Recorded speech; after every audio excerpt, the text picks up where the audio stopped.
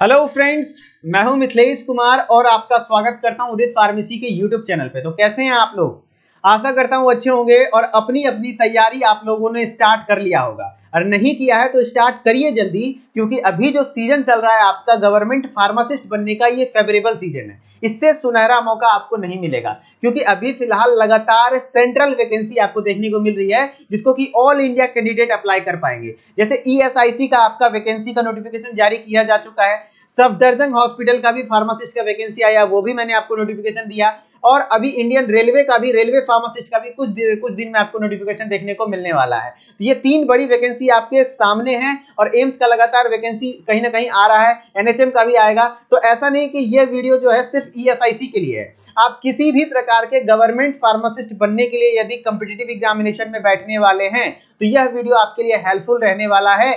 और इतना बोल सकता हूं कि यह टॉपिक इतना ज्यादा इंपॉर्टेंट है, एसिड बेस इंडिकेटर और न्यूट्रलाइजेशन कर्व, कि हर एक गवर्नमेंट फार्मासिस्ट के एग्जाम में बहुत ज्यादा चांस है कि एक क्वेश्चन इस टॉपिक से आता है। और एक क्वेश्चन सरकारी नौकरी के लिए कितना, मतलब समझ रहे हो ना, कितना इंपॉर्टेंट होता है वो आपको पता है। तो इस टॉपिक को आप छोड़िए नहीं, कहीं ना कहीं आपको भेटा जाएगा। ईएसआईसी में नहीं भेटाया तो रेलवे में भेटाएगा, रेलवे में नहीं तो सफदरजंग में, और संभावना है कि हर एक एग्जाम में आपको एक एक क्वेश्चन इस टॉपिक से देखने को मिलेगा। ठीक है, तो लगातार आप मेरे साथ बने रहिए। मुश्किल से 15 से 20 मिनट लगेंगे मुझे इस टॉपिक को कवर करने में। इसमें मैं एमसीक्यू भी करवा दूंगा जैसा एग्जाम में पूछा जाता है, और थ्योरी भी पढ़ा दूंगा, जिससे कि अगर कुछ अलग मॉडिफिकेशन हुआ तो आप अपना दिमाग लगा करके सही कर पाएं। ठीक है, तो आराम से लेक्चर को देखिएगा, थोड़ा सा कंसिस्टेंट होकर के आपके लिए। अगर लेक्चर स्किप किए यानी एक क्वेश्चन आपका गया, ऐसा सोचना है, तो स्किप नहीं करना है, लास्ट तक देखना है, बिल्कुल आपके लिए बेनिफिशियल होने वाला है। ठीक है, तो चलिए स्टार्ट करते हैं। स्टार्ट करने से पहले मैं आपको बता दूं कि उदित फार्मेसी एप्लीकेशन ऐप पर आपको देखने को मिल जाएगा हमारा गवर्नमेंट फार्मासिस्ट का वैकेंसी का कोर्स आपको आ चुका है। आप इससे ज्वाइन करके अपनी तैयारी को कंटिन्यू कर सकते हैं, लेकिन इसके बारे में डिटेल में हम लोग बात करेंगे आपको वीडियो के लास्ट में। पहले हमारा टॉपिक स्टार्ट करते हैं। हमारा टॉपिक क्या है भैया? Acid base indicator. क्या है? Acid base indicator. तो पहले समझिए एसिड बेस इंडिकेटर होता क्या है ना। जब हम लोग बात करते हैं एसिड बेस इंडिकेटर की, तो एसिड क्या होता है, बेस क्या होता है, इसको पहचानने वाला काम कौन करेगा? इंडिकेटर। इंडिकेटर को हिंदी में कहते हैं सूचक। क्या कहते हैं? सूचक। सूचक मतलब क्या हुआ? पहचानने का काम करेगा, आइडेंटिफाई करेगा यह एसिड है या बेस है ना। कैसे? तो कलर चेंज करके। कैसे? कलर चेंज करके। तो एसिड बेस इंडिकेटर को हम लोग क्या कहते हैं? पीएच इंडिकेटर भी कहते हैं। क्या कहते हैं? पीएच इंडिकेटर भी कहते हैं, जो वैसा सब्सटेंस है जो क्या करता है? कलर चेंज करता है विद पीएच। यदि पीएच चेंज हो रहा है तो आपने पीएच वैल्यू सुना होगा, यदि पीएच चेंज होगा तो उस सॉल्यूशन का कलर चेंज हो जाता है। तो एसिड बेस इंडिकेटर क्या काम करता है? आइडेंटिफाई कराने का काम करता है कि वो सॉल्यूशन एसिडिक है या बेसिक है। कैसे? कलर चेंज प्रोड्यूस कर देगा, कलर चेंज कर देगा। ठीक है, जैसे आपने बचपन में पढ़ा होगा, पहले से भी पढ़ के रखे होंगे लिटमस पेपर के बारे में। लिटमस एक प्रकार का एसिड बेस इंडिकेटर है, और यह एक नेचुरल इंडिकेटर है ना। नेचुरल मतलब क्या हुआ? प्राकृतिक सूचक है। प्राकृतिक सूचक किसको क्यों कहेंगे? क्योंकि यह प्राकृतिक से मिलता है ना, नेचुरल चीजों से मिलता है। लाइकेन जो है आपका एल्गी, और ये एल्गी है आपका, ये लाइकेन ही है। Algae plus fungi, algae plus fungi, शैवाल और कवक का जब आपस में सहजीवी सहचर्य या संबंध बनता है, जब दोनों आपस में मिलकर रहने लगते हैं तो उससे लाइकेन बनता है। और इसी लाइकेन से आपको क्या मिलाता है? लिटमस एक्सट्रैक्ट किया जाता है। एक बार क्वेश्चन आ चुका है कि लिटमस किससे एक्सट्रैक्ट किया जाता है, आप क्या बोलेंगे? लाइकेन से एक्सट्रैक्ट किया जाता है। लिटमस कैसा इंडिकेटर है? तो नेचुरल एसिड बेस इंडिकेटर है, यानी प्राकृतिक अम्ल क्षार सूचक है। अब लिटमस क्या करता है? लिटमस क्या करता है एसिड में और बेस में? तो एक ट्रिक बताता हूं भैया, ट्रिक बताऊंगा, आसानी से याद रहेगा। ठीक है, अनिल नाम याद रख लीजिए, अनिल, बस अनिल याद रख लिए, काम हो जाएगा। लिटमस के आगे क्या लगा देंगे? अनिल याद रख लेंगे तो काम हो जाएगा। लिटमस क्या करता है? अनिल यानी अम्ल को नीले से लाल में बदलता है। और मतलब अम्ल, न दीर्घिकार मतलब नीला, ल मतलब लाल, नीले को लाल में बदलता है। तो अम्ल को जब नीले से लाल में बदलता है तो क्षार को क्या करेगा? लाल से नीला में बदलेगा। उल्टा होता है, वाइस वर्सा होता है। मैं क्या बोल रहा हूं भैया कि लिटमस क्या है? एक प्रकार का नेचुरल इंडिकेटर है, जो कि लाइकेन से एक्सट्रैक्ट किया जाता है, और यह एसिड को ब्लू से रेड में कन्वर्ट करता है। अनिल, ये ट्रिक याद रहेगा तो काम बन जाएगा। वही चीज यहाँ पर लिखा हुआ है, एसिड में ये जो लिटमस पत्र है वो क्या किया? Blue litmus turns into red, यानी अनिल। अनिल मतलब क्या हुआ? अम्ल को नीले से लाल में बदलेगा। ठीक है, इसका उल्टा कर देंगे, लाल से नीला में बदलेगा। Red litmus to turn blue, किसमें? बेसिक सॉल्यूशन में। समझ गए? लिटमस जो है बेसिक सॉल्यूशन में रेड से नीला हो जाता है, ओके, और एसिडिक सॉल्यूशन में नीले से लाल हो जाता है। ट्रिक है अनिल, ओके। चलिए, तब एसिड बेस इंडिकेटर ये था नेचुरल इंडिकेटर, लेकिन क्वेश्चन इससे नहीं आता है, इससे रेयरली में आता है, ज्यादातर आता है आपका सिंथेटिक एसिड बेस इंडिकेटर, जो कि एसिड बेस टाइट्रेशन जो होता है, एसिड और बेस आपस में रिएक्शन करता है, कई प्रकार के एसिड बेस टाइट्रेशन होते हैं, 4 प्रकार का होता है, चारों में कौन कौन सा इंडिकेटर यूज होता है, जो सिंथेटिक इंडिकेटर यूज होता है, जो कि लैब वगैरह में बनाया जाता है, ठीक है, तो उस इंडिकेटर के बारे में क्वेश्चन आता है। तो यह टेबल चार्ट आप स्क्रीनशॉट लेकर के रख लीजिए। कैसे याद रखना है सर, इतना हार्ड कैसे याद रहेगा? अरे भाई रिलैक्स, हम हैं, कोई टेंशन नहीं, क्या याद रखना है वो बताते हैं। तो कई सारे इंडिकेटर हैं, एक है मिथाइल ऑरेंज, दूसरा है ब्रोमोफिनॉल ब्लू, तीसरा है थाइमोल ब्लू, उसके बाद है फिनोल्फ्थेलिन, एल्जाइरिन येलो। आपको याद कौन कौन सा रखना है, मिथाइल ऑरेंज के बारे में और फिनोल्फ्थेलिन के बारे में। अगर ये दोनों भूले तो भैया, अगर शादीशुदा हो तो वाइफ छोड़ के भागेगी, अगर शादीशुदा नहीं है गर्लफ्रेंड है तो वो छोड़ के भागेगी, अगर गर्लफ्रेंड नहीं है तो बनवे नहीं करेगी, ठीक है, क्योंकि क्वेश्चन जब भी आता है तो यही दोनों से आता है, तो आप इस दोनों को गलती से भी नहीं छोड़ सकते हैं। आपका शौक है तो ये तीनों भी याद रखिए, मिथाइल ऑरेंज और फिनोल्फ्थेलिन को नहीं भूलेंगे, क्यों, आगे आपको पता चल जाएगा। तो मिथाइल ऑरेंज का क्या याद रखना है, तो जो मिथाइल ऑरेंज है आपका इंडिकेटर, ये किस पीएच रेंज में, इसका वर्किंग रेंज क्या है, किस पीएच पर ये कलर चेंज प्रोड्यूस करता है, तो पीएच 4 से 6 याद रखिएगा। मिथाइल ऑरेंज क्या है, एक प्रकार का एसिड बेस इंडिकेटर है, सिंथेटिक इंडिकेटर है। फिर ये किस रेंज में काम करता है, तो 4 से 6 में काम करता है, पीएच 4 से 6 के बीच ये कलर प्रोड्यूस करने का काम करेगा, कलर चेंज करने का काम करेगा। एसिडिक मीडियम में इसका कलर कैसा होता है, तो ऑरेंज होता है, नाम ही भैया ऑरेंज है, तो ऑरेंज से एसिडिक में ऑरेंज है, इसको येलो में कन्वर्ट कर देता है, ऑरेंज को येलो में, कहीं कहीं आपको ऑरेंज की जगह रेड भी दे देगा, रेड टू येलो, तो याद रखिएगा, ठीक है। अब फिनोल्फ्थेलिन का वर्किंग रेंज क्या भैया, 8 से 10 पीएच, ठीक है, 8 से 10 पीएच पे यह कलर चेंज करने का काम करता है, और यह एसिडिक मीडियम में कलरलेस होता है ना, कलरलेस होता है, और बेसिक मीडियम में यह पिंक हो जाता है, बेसिक सॉल्यूशन को यह पिंक कलर में बदल देता है।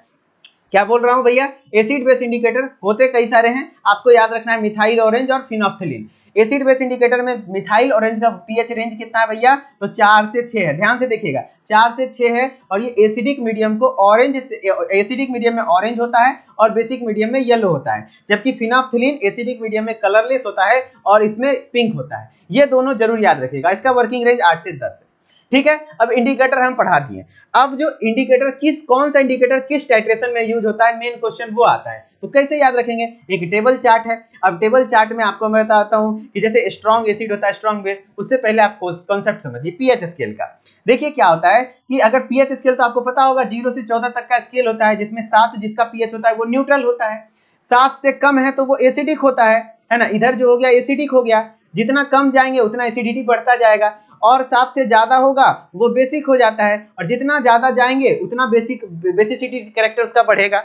तो आपको याद रखना है कि न्यूट्रल जो होता है वो 7 होता है, 7 से कम एसिड होता है, 7 से ज्यादा बेस होता है। अब उसमें और क्या याद रखना है कि एसिड में भी जो जितना कम यानी 0 से 2 रेंज के बीच में है, 0 से 2 पीएच के बीच में है, वो स्ट्रॉन्ग एसिड है। एग्जांपल के तौर पे आप HCl को रख सकते हैं, ठीक है।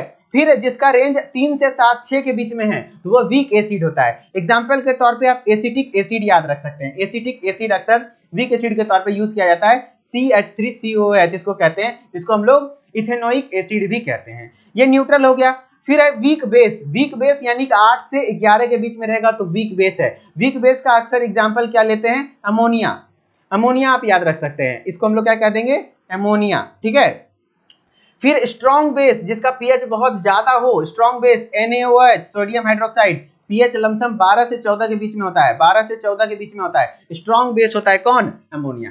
अब इसका टाइट्रेशन अलग अलग प्रकार से कराते हैं, एसिड बेस टाइट्रेशन। देखिए एसिड को एक बार क्या करेंगे, हम यहाँ क्रॉस कराएंगे, स्ट्रॉन्ग एसिड को एक बार किससे करा देंगे, वीक बेस से करा देंगे, फिर एक बार स्ट्रॉन्ग एसिड को स्ट्रॉन्ग बेस से करा देंगे, फिर एक बार वीक एसिड को वीक बेस से करा देंगे, फिर वीक एसिड को स्ट्रॉन्ग बेस से करा देंगे। इस प्रकार से टोटल कितने प्रकार का टाइट्रेशन बन जाएगा, 4 प्रकार का टाइट्रेशन बन जाएगा। देखिए वही चीज बोल रहा है, टाइट्रेशन जो होगा किसके बीच में होगा, स्ट्रॉन्ग एसिड और स्ट्रॉन्ग बेस, ठीक है। अब पूछेगा आपसे कि स्ट्रॉन्ग एसिड और स्ट्रॉन्ग बेस के बीच में कौन सा इंडिकेटर यूज करते हैं, फिर स्ट्रॉन्ग एसिड और वीक बेस, 4 प्रकार का कॉम्बिनेशन बनेगा, फिर वीक एसिड और स्ट्रॉन्ग बेस और वीक एसिड और वीक बेस, इसमें कौन कौन सा इंडिकेटर यूज करते हैं और इसका जो कलर चेंज होता है वो किस रेंज में होता है, ये पूछा जाता है। तो आप इसको याद रखने में बहुत कंफ्यूज जाइएगा, तो इसके लिए आपको एक न्यूट्रलाइजेशन कर्व का कॉन्सेप्ट समझना पड़ेगा। न्यूट्रलाइजेशन कर्व यदि समझ गए तो आपका जो भी है किस टाइट्रेशन का इक्विवेलेंस पॉइंट क्या होगा वो बता दीजिएगा, कौन सा इंडिकेटर यूज करेंगे वो बता दीजिएगा, और ग्राफ से यदि डायरेक्ट क्वेश्चन आया तो सारा बच्चा छोड़ के आएगा, आप बना के आइएगा, ये आपका एडवांस होता है। एम्स में ग्राफ पे क्वेश्चन आते हैं तो आ जाएगा, ठीक है, तो ध्यान रखिएगा। थोड़ा सा अगर थोड़ा एडवांस लेवल का क्वेश्चन आएगा तो ग्राफ से क्वेश्चन आएगा, वो भी बताऊंगा, एकदम इजी चुटकी में ग्राफ बना के सिखाइएगा, बनाने सिखाऊंगा। पहले समझिए न्यूट्रलाइजेशन कर्व क्या है। तो एसिड आपने पढ़ा है कि एसिड आपस में रिएक्ट करता है, HCl को हम रिएक्ट करा दिए किससे, NaOH से, तो क्या बनाता है बताइए, NaCl प्लस, बताइए H2O। तो एसिड बेस से रिएक्ट करता है तो क्या बनाता है, साल्ट प्लस वाटर, और इस प्रकार के रिएक्शन को हम लोग क्या कहते हैं, न्यूट्रलाइजेशन रिएक्शन कहते हैं। क्या कहते हैं, न्यूट्रलाइजेशन रिएक्शन कहते हैं, उदासीनीकरण अभिक्रिया। और यह रिएक्शन के दौरान जैसे एसिड है ये बेस है, इस दोनों को रिएक्शन कराने के लिए हम लोग एक सेटअप रखते हैं, जो कि ये कुछ इस प्रकार का सेटअप है। ये हमारा ब्यूरेट कहलाता है, ये हमारा कोनिकल फ्लास्क कहलाता है। इसके ऊपर हम लोग NaOH को ले लेते हैं इसमें ऊपर में, जो कि टाइट्रेंट कहलाता है, क्योंकि इसका कंसंट्रेशन हमको पता है, ठीक है। जो ब्यूरेट में रखते हैं, टॉप पर रखते हैं, ऊपर में रखते हैं, वो टाइट्रेंट कहलाता है, और टाइट्रेंट वो है जिसका कंसंट्रेशन हमको पता होता है। नीचे क्या है, फ्लास्क है। अब फ्लास्क में हम लोग क्या रख देते हैं, एसिड है ना, एसिड के तौर पे हम लोग क्या रख देंगे, HCl, और आपस में रिएक्शन कराएंगे। तो रिएक्शन ये स्टॉप कॉक है, इसको ऐंठते हैं तो बूंद ठोपे ठोप गिरता है ना, वो गाना सुने होंगे, चुआता बानी ठोपे ठोप रे। तो यहाँ पे क्या चू रहा है, एसिड चू रहा है। तो एसिड चुएगा, यहाँ पे आपस में रिएक्शन करेगा एसिड और बेस। पहले कलरलेस था, उसमें इंडिकेटर यूज किए थे, इंडिकेटर हमने पढ़ा है फिनोल्फथलीन, है ना, फिनोल्फथलीन। वो क्या करता है, एसिडिक मीडियम में देखिए कलरलेस है, कोई कलर नहीं आया, लेकिन जब बेसिक से रिएक्शन कराए तो पिंक कर दिया, है ना, पिंक कर दिया। तो आप यहां समझिए ये न्यूट्रलाइजेशन कर्व क्या है, पूछा जाता है न्यूट्रलाइजेशन कर्व क्या है, इस टाइप से आपका क्वेश्चन आएगा, मैं दिखाऊंगा कैसे क्वेश्चन आता है।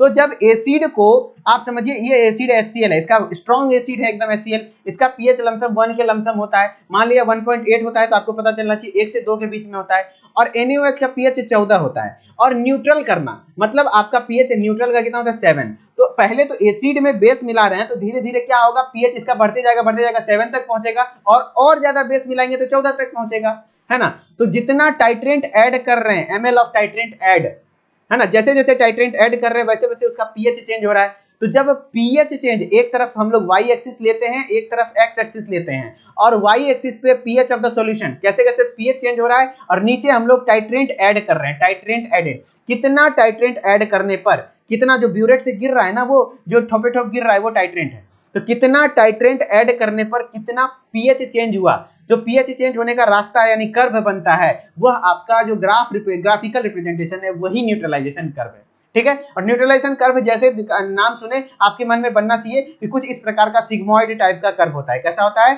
सिग्मॉइड, S शेप का कर्व होता है।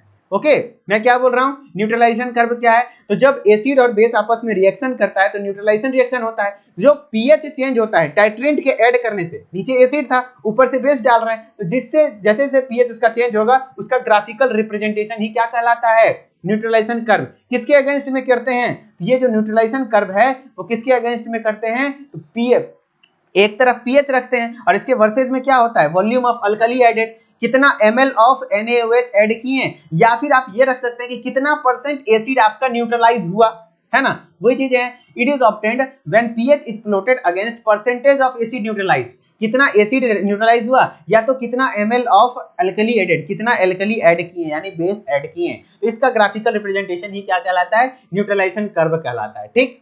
अब न्यूट्रलाइजेशन कर्व जितने प्रकार का टाइट्रेशन होगा उतने प्रकार का होता है। हमने आपको बताया 4 प्रकार का टाइट्रेशन होता है, strong acid, strong base, strong acid, weak base, जैसा आपको दिख रहा होगा यहाँ देखिए।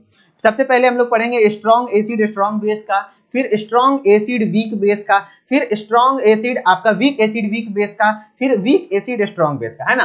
चारों का कर्व यदि याद रह जाएगा तो आपका कर्व से क्वेश्चन बन जाएगा, प्लस आपका कर्व बहुत आसानी से रहेगा, तुरंत से याद करवाएंगे, कोई दिक्कत नहीं है। अभी तक समझ में आ गया ना, सारा न्यूट्रलाइजेशन कर्व कैसा होता है, एस शेप का होता है, बस अंतर क्या है, कैसे पहचानेंगे वो जो बताते हैं। आपको क्या करना है, सबसे पहला हम लोग क्या करते हैं, स्ट्रॉन्ग एसिड और स्ट्रॉन्ग बेस का करके दिखाते हैं। स्ट्रॉन्ग एसिड और स्ट्रॉन्ग बेस, स्ट्रॉन्ग एसिड का pH रेंज कितना होगा आप हमें बताइए। हम आपको बताए थे कि स्ट्रॉन्ग एसिड होगा तो उसका pH रेंज 0 से 2 के बीच में होता है ना, तो वही चीज है। आपका एक तरफ क्या करना है, ग्राफ जब भी बनाइएगा अपने मन में एग्जाम में, इतना रिप्रेजेंट नहीं करना है, सीधा एक लाइन इधर ऐसे खींचेंगे, एक लाइन इधर ऐसे खींचेंगे, और ये वाई एक्सिस है, ये आपका एक्स एक्सिस है। इसके ऊपर आपको यहाँ पे 0 है, यहाँ पे 2 मेंशन करना है, एक जगह 7 मेंशन करना है, एक जगह 14 मेंशन करना है। पीएच देखिए मेंशन किया हुआ है ना, पीएच मेंशन किया हुआ है, नीचे एमएल है, वॉल्यूम आपको उससे कोई मतलब नहीं होना चाहिए, ठीक है, क्योंकि आपको उससे मतलब नहीं, ग्राफ बनाना है ना सीधा। अब देखिए क्या करना है आपको कि स्ट्रॉन्ग एसिड और स्ट्रॉन्ग बेस का कर्व बनाना है। मान लिया आपसे पूछे, आपको मन में क्वेश्चन कैसे स्ट्रॉन्ग एसिड और स्ट्रॉन्ग बेस का कर्व बनाना है या फिर पहचानना है, बना हुआ है, तो आप ये वाला पॉइंट देखिए, एक और देखिए, दूसरा छोड़ देखिए, एक और देखना है, दूसरा छोड़ देखना है। तो और का पीएच कहाँ है, 0 से 2 के बीच में है, और हमने बताया 0 से 2 के बीच में जो पीएच रेंज है वो स्ट्रॉन्ग एसिड होता है, यानी ये स्ट्रॉन्ग एसिड है।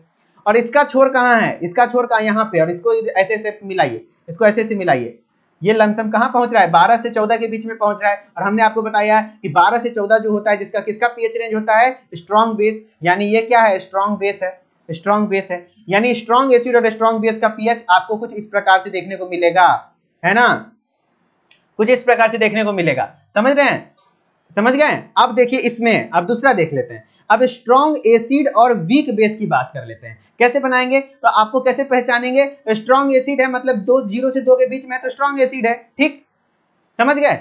और आपका ये बेस, इसका जो छोर है वो कहां तक जा रहा है, तो देखिए आपको यहीं तक जा रहा है, यहीं तक जा रहा है, नीचे है वो क्या था, ये जो था वो ऊपर वाला, ये ऐसे था, है ना, देखिए ये ऊपर था ज्यादा ना, और ये थोड़ा कम है ना, ये कम है, यानी ये क्या है, वीक बेस है, वीक बेस है ना, क्योंकि ये क्या है 8 से 10 के बीच में रेंज में है, और ये वीक बेस है, यानी हमारा टाइट्रेशन क्या हो गया, स्ट्रॉन्ग एसिड और वीक बेस का टाइट्रेशन कर्व है, इसी को टाइट्रेशन कर्व भी कहते हैं। अब हम लोग बात कर लेते हैं ये वाला वीक एसिड और वीक बेस का टाइट्रेशन। वीक एसिड यानी कि 2 से ज्यादा पीएच होगा, है ना, तो 2 से ज्यादा पीएच यानी कि ऊपर में जा रहा है, देख लीजिए 2 से ज्यादा पीएच है यानी वीक एसिड है। और वीक बेस यानी 7 से करीबन होगा, 14 तक जाएगा तो स्ट्रॉन्ग बेस हो जाएगा। तो वीक बेस आपका 8 के लमसम होगा, तो आप देख लीजिए इसका कहां तक जा रहा है, 8-9 के लमसम जा रहा है ना, ये वीक बेस है। यानी वीक एसिड और वीक बेस का कर्व कुछ इस प्रकार का बनेगा, कर्व आ जाएगा तो पहचानने सीख गए। अब बात कर लेते हैं वीक एसिड और स्ट्रॉन्ग बेस। अगर बात कर लेते हैं वीक एसिड और स्ट्रॉन्ग बेस कैसे पहचानेंगे, वीक एसिड क्या होता है, जो 2 से ज्यादा पीएच होगा, 2 से प्लस है तो ये वीक एसिड हो गया। अब स्ट्रॉन्ग बेस यानी 14 तक पहुंचना है लमसम, 12 से 14 के बीच में, तो देखिए ये कहां तक पहुंचा है, 12 से 14, यानी ये आपका स्ट्रॉन्ग बेस हो गया, ये आपका वीक एसिड हो गया, ठीक है, वीक एसिड हो गया। तो इसका कर्व कुछ इस प्रकार से बन जाएगा, इसका कर्व इस प्रकार से बन जाएगा, समझ गए। तो आपको न्यूट्रलाइजेशन कर्व बनाने सीख गए, आप हमें बना के बताइए। चलिए आप हमें ये बताइए, ये जो न्यूट्रलाइजेशन कर्व है ये किसका है, वो क्वेश्चन बाद में देखिएगा। आप हमें ये बताइए कि न्यूट्रलाइजेशन कर्व जो है वो किसका है, तो आपको क्या करना है भैया, पहचानना है ये कहाँ पे, 1 पे है, यानी ये क्या है, स्ट्रॉन्ग एसिड है।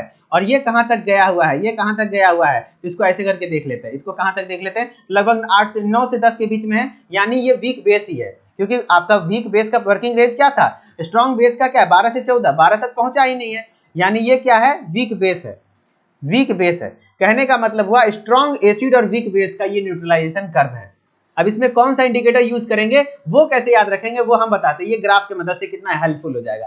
अब रेंज आपको याद रखना पड़ेगा कि किसका किसका रेंज कितना है। मिथाइल ऑरेंज का रेंज कितना है, 4 से 6 है, मिथाइल ऑरेंज का कितना रेंज है, 4 से 6 है, और फिनोल्फथालीन का 8 से 10 है वर्किंग रेंज। अब यहाँ पे रेंज हमको पता करना है कि वहां पे, अब देखिए इसका रेंज कहां से कहां तक जा रहा है, देखिए ये उतना दूर, आप ग्राफ बना लेंगे तो आपको समझ में आ जाएगा कि इसका बहुत बड़ा ये वाला बन रहा है, सीधा वाला पार्ट जो बन रहा है ना, बहुत बड़ा बन रहा है। ये एक सेकेंड रुक जाइए, एक सेकेंड बाबू, हाँ, थोड़ा सा यहाँ घिना गया है, लेकिन कोई दिक्कत नहीं है, हम दूसरे कलर से वहां पे आप मेंशन करेंगे। चलिए, तो इसका रेंज देखिए यहां से यहां तक है, 2 से लगभग कितना तक जा रहा है, 10 तक जा रहा है, इसके बीच में कलर चेंज हो सकता है। तो यहाँ पे कौन सा इंडिकेटर यूज करेंगे, तो हमको 2 गो का रेंज पता है, मिथाइल ऑरेंज का रेंज है 4 से 6, तो वो भी यूज कर सकते हैं, फिनोल्फथालीन का 8 से 10 वो भी यूज कर सकते हैं, यानी यहाँ पे कोई भी इंडिकेटर यूज कर सकते हैं। सबका इंडिकेटर का रेंज लगभग 2 से 10 के बीच में ही है, देख लीजिए रेंज लगभग 2 से 10 के बीच में ही होता है लगभग सबका, तो कोई भी इंडिकेटर यूज कर सकते हैं। इसलिए स्ट्रॉन्ग एसिड और स्ट्रॉन्ग बेस का इंडिकेटर कोई भी है, लेकिन ज्यादा प्रिफरेबल कौन सा होता है, ज्यादा मोस्ट प्रेफरेंस किसको दिया जाता है, मोस्ट प्रेफरेबल प्रेफरेंस किसको दिया जाता है, तो फिनोल्फथालीन को दिया जाता है। किसको दिया जाता है, फिनोप्थलीन को दिया जाता है। क्यों? क्योंकि कलर जो ये प्रोड्यूस करता है बहुत अच्छा प्रोड्यूस करता है। तो अब आपसे पूछेगा स्ट्रॉन्ग एसिड और स्ट्रॉन्ग बेस का जो इंडिकेटर है वो कौन सा है? फिनोप्थलीन है। बोलेंगे सर हम तो ऐसे याद रख लेते, आप ग्राफ काहे बताए? तो ग्राफ से आप देखिए कैसे कंफ्यूज नहीं होइएगा, आगे क्वेश्चन में पता चलेगा। अब है एक दूसरा क्वेश्चन देख लीजिए, स्ट्रॉन्ग एसिड और स्ट्रॉन्ग बेस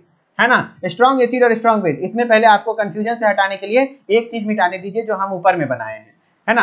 अब बताइएगा हमको, आप खुद बता दीजिएगा कि यहाँ कौन सा इंडिकेटर यूज करेंगे। आप बताइए इसका कहाँ से कहाँ तक जा रहा है? लगभग यहाँ से यहाँ तक जा रहा है ना, स्ट्रेट लाइन जो यहीं से यहीं तक है। लगभग आप देख लीजिए 3 से 6 के बीच में, 3 से 6 वाला रेंज किसका था बताइए? 3 से 6 में कौन सा था? तो याद है मिथाइल ऑरेंज जो है वो मिथाइल ऑरेंज का वर्किंग रेंज 4 से 6 था। जब 3 से 6 के बीच में तो 4 से 6 भी है वो, यानी यहाँ पे आपको कौन सा इंडिकेटर यूज हो जाएगा? Methyl orange. मिथाइल ऑरेंज समझ गए? 3 से 6 आपको इतने पता, इसका छोटा है यानी 3 से 6 नीचे की ओर आया, नीचे की ओर आया, यानी आपका 3 से 6 के बीच में हो गया, मिथाइल ऑरेंज इंडिकेटर यूज करेंगे। अब बात कर लेते हैं क्या इसमें कौन सा इंडिकेटर यूज करेंगे, आप खुद बताइए हमें। वीक एसिड और स्ट्रॉन्ग बेस है, वीक एसिड और स्ट्रॉन्ग बेस का यहाँ से यहाँ तक आ रहा है, आप बताइए इसका कहाँ से कहाँ तक रेंज आ रहा है? लगभग 7 से 10 तक जा रहा है, और 7 से 10 के बीच में कौन सा है? हमने 8 से 10 बताया है ना, कौन सा वर्किंग रेंज है किसका? फिनोप्थलीन का। तो आपका कौन सा इंडिकेटर यूज हो जाएगा? फिनोप्थलीन इंडिकेटर यूज हो जाएगा, समझ रहे हैं। और यहाँ पे जो होता है इसका बहुत कम रेंज है, तो नो इंडिकेटर, कोई इंडिकेटर यूज नहीं होता है, कोई इंडिकेटर यहाँ पे यूज नहीं होता है, समझ में आया?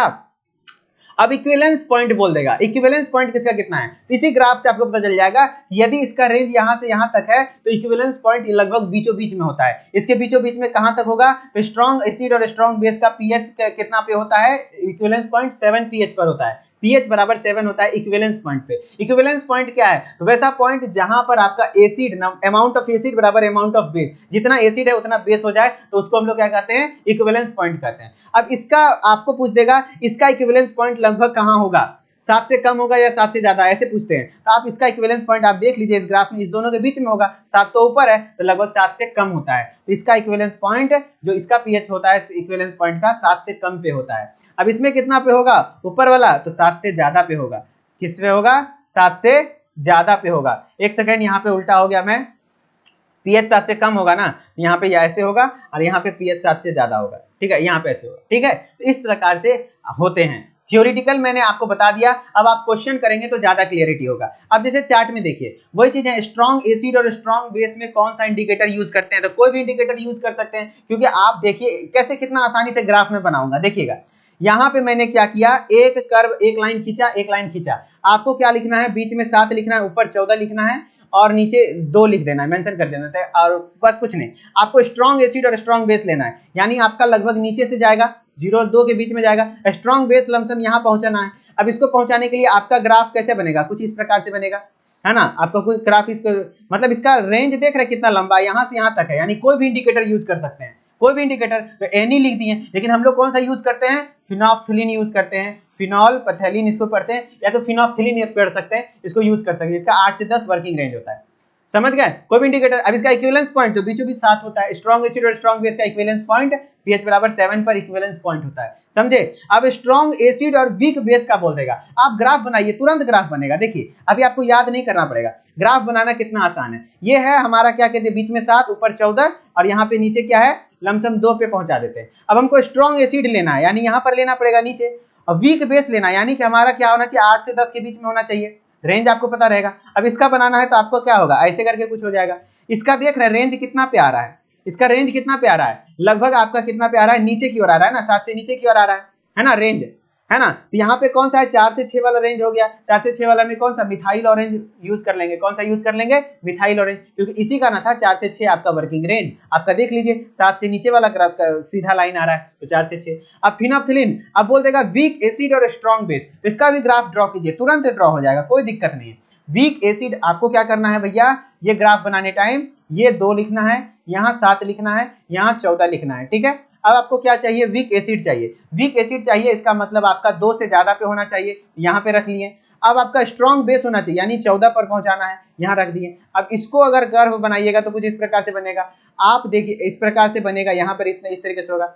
अब आप देखिए कि इसका जब भी होगा आपका 7 से ऊपर आएगा, रेंज कहां तक जा रहा है, 7 से ऊपर जा रहा है, 8 से 10 वाला, यानी किसका पीएच रेंज 8 से 10 था वर्किंग रेंज, फिनोल्फ्थालीन इंडिकेटर, यहाँ पे कौन सा यूज कर लेंगे, फिनोल्फ्थालीन। अब नो सुटेबल, याद रखिएगा वीक एसिड और वीक बेस जब दोनों वीक होता है तो कोई इंडिकेटर यूज नहीं करते हैं, कोई इंडिकेटर यूज नहीं करते हैं, ठीक है। इतना थ्योरी यदि आप समझें, इतना थ्योरी यदि समझें तो आपका सारा एमसीक्यू बनेगा। अब खुद आप एमसीक्यू बनाइए, आपका कॉन्सेप्ट क्लियर होता जाएगा, डरना नहीं है, घबराना नहीं है, आराम से। पहला क्वेश्चन क्या है, देखिए, what is the purpose of neutralization curve in chemistry. सब क्वेश्चन कहीं ना कहीं पूछा गया है, वो मैं दिखाया हूं।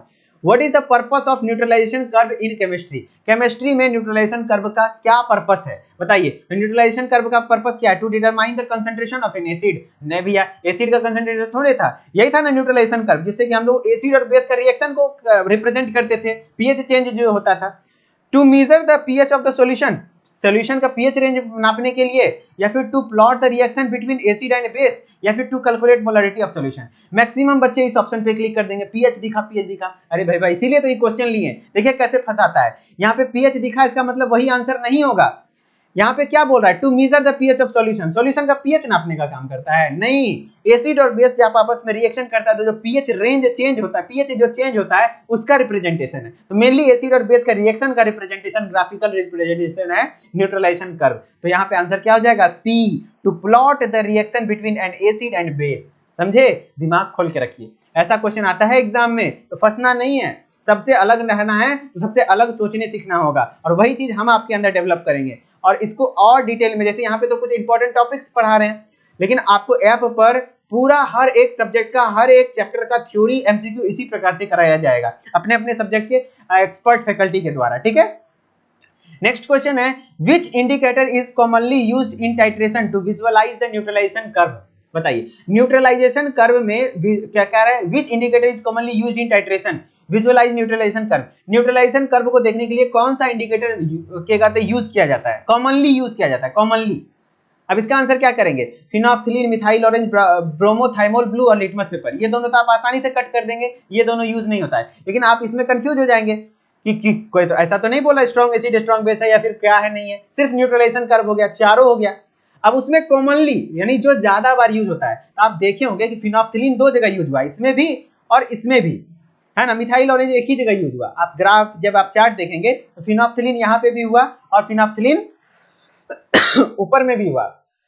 तो मोस्ट कॉमनली क्या होता है, फिनोल्फ्थालीन होता है। और इसीलिए कहा भी जाता है कि एसिड बेस्ड टाइट्रेशन में, अक्सर किताबों में आपने पढ़ा होगा कि एसिड बेस्ड टाइट्रेशन में कौन सा इंडिकेटर यूज करते हैं, तो फिनोल्फ्थालीन। समझ गए, चलिए अब है next question, what is the pH at equivalence point of a neutralization reaction between strong acid and strong base. अब स्ट्रॉन्ग एसिड और स्ट्रॉन्ग बेस का न्यूट्रलाइजेशन रिएक्शन का पीएच क्या, इक्विवेलेंस पॉइंट पर पीएच कितना होगा। आपको इसका तरीका हमने बताया, आपको याद नहीं है, सीधा आप ग्राफ बनाइए, कुछ याद नहीं है ग्राफ बनाइए, सब याद आ जाएगा। ग्राफ बनाने का तरीका हमने बताया, एगो एक्स एक्सिस खींचेंगे, एगो वाई एक्सिस खींचेंगे। देखिए कितना आसानी से बताते हैं, एक एक्स एक्सिस से नीचे और एक वाई एक्सिस है आपका। आप क्या किए, बीच में 7 लिखे, ऊपर 14 लिखे, इधर पीएच लिखना है ना, और नीचे 2 जरूर मेंशन कर लीजिएगा। अब आपका क्या रख रहा है यहाँ पे, देखिए स्ट्रॉन्ग एसिड यानी 2 से कम पे होगा, रेंज आपको पता है पीएच रेंज, और स्ट्रॉन्ग बेस यानी 14 के लमसम 12-14 के बीच में होगा। अब सोचिए इस ग्राफ को इस प्रकार से आपको बनाना है, इसका रेंज देखिए कहां से कहां तक जा रहा है, बहुत दूर तक जा रहा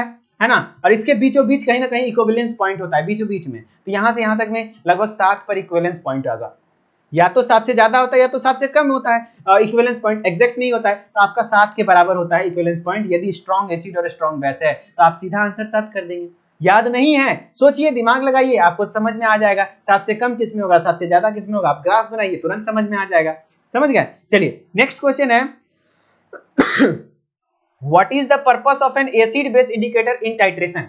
टाइट्रेशन में एसिड बेस इंडिकेटर का क्या पर्पस है, हम लोग टाइट्रेशन में एसिड बेस इंडिकेटर क्यों ऐड करते हैं। तो इंडिकेटर इसलिए ऐड करते हैं ताकि जहां पे रिएक्शन कंप्लीट हो तो उससे कलर चेंज प्रोड्यूस कर जाए, हमको पता चल जाए, क्योंकि एसिड भी कलरलेस सॉल्यूशन है, बेस भी कलरलेस सॉल्यूशन है, और उसमें इंडिकेटर क्या करता है, जैसे रिएक्शन कंप्लीट होता है तो वो कलर चेंज प्रोड्यूस कर देता है। आपको हमने बताया एंड पॉइंट एक कॉन्सेप्ट होता है, एंड पॉइंट समझिए, एंड पॉइंट किसको कहते हैं और इक्विवेलेंस पॉइंट किसको कहते हैं, बच्चे कंफ्यूज हो जाते हैं। इक्विवेलेंस पॉइंट वो पॉइंट होता है जहां पर एसिड अमाउंट ऑफ एसिड बराबर अमाउंट ऑफ बेस, अगर 2 मोलर एसिड है, 2 मोल एसिड है, 2 मोल बेस हो गया, तो इक्विवेलेंस पॉइंट हो गया।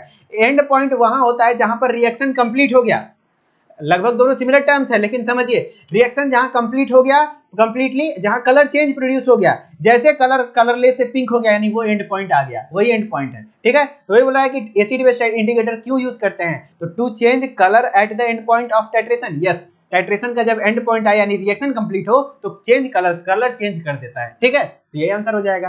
देख रहे कैसा कैसा क्वेश्चन करवा रहा हूं। Which of the following is a common acid base indicator that changes from red to yellow as pH decrease? कहने का मतलब हुआ pH डिक्रीज होने पर रेड से येलो हो जाता है। बताइए वो कौन सा इंडिकेटर है, रेड से येलो। याद है ये टेबल में हमने बताया था कि ऑरेंज से येलो कौन करता है ना, ऑरेंज से येलो कौन कर रहा है, तो आपका क्या हो जाता है, ये आपका हो जाता है मिथाइल ऑरेंज। अब ऑरेंज की जगह हमने आपको बताया था कहीं कहीं रेड भी यूज कर लेता है, तो आपका आंसर क्या हो जाएगा, मिथाइल ऑरेंज। समझ गए। चलिए नेक्स्ट क्वेश्चन है, phenolphthalein is a colourless in acidic solution and turns pink और पर्पल इन बेसिक सॉल्यूशन। समझिए बात को, फिनोल्फ्थालीन एक कलरलेस होता है एसिडिक सॉल्यूशन में, जी हाँ हमने पढ़ा है, फिनोल्फ्थालीन एसिडिक सॉल्यूशन होता है कलरलेस में, और बेसिक सॉल्यूशन में पिंक होता है, वो चीज हमको लिख लिया। आखिर फिर पिंक में जो ये कहने का मतलब है बेसिक सॉल्यूशन में जो पिंक होता है वो क्यों होता है, हमने आपको बताया था चाहे वो इंडिकेटर कोई सा भी हो, या तो वो वीक एसिड है या वीक बेस है, आपको फिनोल्फ्थालीन जो होता है वो अपने आप में एक प्रकार का क्या है, वीक एसिड है, वीक एसिड है, और ये वाटर में डिसोसिएट होकर के क्या प्रोड्यूस करता है, H+ आयन प्रोड्यूस करता है। आपने ब्राउनस्टेड लॉरी का थ्योरी पढ़ा था, पढ़े होंगे, जो प्रोटॉन डोनर होता है वो क्या होता है, वो क्या होता है, प्रोटॉन डोनर एसिड होता है। तो फिनोल्फ्थालीन एक वीक एसिड है जो कि H+ आयन प्रोड्यूस करता है, इस वजह से ये कलर प्रोड्यूस कर देता है। समझे, तो वही चीजें हैं कि फिनोल्फ्थालीन कलरलेस होता है एसिडिक सॉल्यूशन में, लेकिन बेसिक सॉल्यूशन में वो पिंक क्यों हो जाता है, क्या बनाता है, फॉर्मेशन ऑफ OH- आयन। नहीं भैया, अगर आपका फिनोल्फ्थालीन, क्या मैं बोल रहा हूँ, वीक एसिड है तो H+ आयन डोनेट करने वाला काम करेगा, तो formation of H+ ion, yes H+ ion का फॉर्मेशन करता है। अब एसिड बेस थ्योरी याद रख लीजिए, अर्हेनियस के अकॉर्डिंग एसिड कौन था, जो H+ एक्वा सॉल्यूशन में H+ प्रोड्यूस करे वो एसिड होता है, जैसे HCl आपका एसिड है, और बेस कौन है, जो OH- प्रोड्यूस करे वाटर में, जैसे NaOH बेस है। ठीक है, ब्राउनस्टेड लॉरी के थ्योरी के अकॉर्डिंग था, जो H+ प्रोड्यूस करे, प्रोटॉन डोनेट करे, वो क्या है, आपका एसिड है, जैसे फिनोल्फ्थालीन एसिड है, और जो एक्सेप्ट करे प्रोटॉन को वो बेस होता है। अब लिविस क्या है, आपका एक्सेप्ट इलेक्ट्रॉन पेयर, जो इलेक्ट्रॉन पेयर को एक्सेप्ट करे वो लिविस एसिड है, और इलेक्ट्रॉन पेयर को जो डोनेट करे वो लिविस बेस है। तो इस प्रकार से कुछ आपका क्वेश्चन था। नेक्स्ट क्वेश्चन है आपका क्या, which of the following indicator would be most suitable for titrating a strong base with strong acid. Strong acid और स्ट्रॉन्ग बेस है तो कौन सा इंडिकेटर यूज करेंगे, तो आप कर्व बनाइए सीधा सिंपल से, एकदम कुछ याद नहीं आ रहा है, ब्लैंक हो गए, तो आपको ये तो याद रहेगा कि कर्व कैसे बनाते हैं, हम आपको सिखाएं किस लिए है। यहाँ पे 2 लिखिए फटाफट, स्ट्रॉन्ग एसिड और स्ट्रॉन्ग बेस है, तो स्ट्रॉन्ग एसिड यानी 2 से कम उसका रेंज होगा, और स्ट्रॉन्ग बेस लगभग 14 के लमसम होगा। अब इसको ऐसे करके टाइट्रेशन का कर्व बना दीजिए। अब इसका कर्व में देखिए, यहाँ से लगभग यहाँ तक सीधा रेखा आ रहा है। अब ये सीधा रेखा क्या हो रहा है, बहुत लंबा रेंज तक है, यानी कोई भी इंडिकेटर यूज कर सकते हैं। और हमने आपको बताया जहां पे एनी लिखा हुआ है, एनी इंडिकेटर, यानी वहां पे कौन सा यूज करेंगे, फिनोल्फ्थालीन इंडिकेटर। क्यों फिनोल्फ्थालीन, क्योंकि ये कलर अच्छे से प्रोड्यूस करता है, कलर विजिबल अच्छा होता है, तो फिनोल्फ्थालीन यहाँ पर यूज करेंगे स्ट्रॉन्ग एसिड और स्ट्रॉन्ग बेस टाइट्रेशन में। और पीएच इसका कितना होता है, इक्विवेलेंस पॉइंट पर पीएच कितना होता है, 7 होता है। ठीक है, नेक्स्ट क्वेश्चन है, methyl orange is commonly used as an indicator for titration in volume. Methyl orange किसमें, आप किस टाइट्रेशन में यूज करते हैं, तो मिथाइल ऑरेंज किस टाइट्रेशन में यूज करते हैं। अब ये क्वेश्चन का आंसर आप करने में ना माथा घूम जाएगा।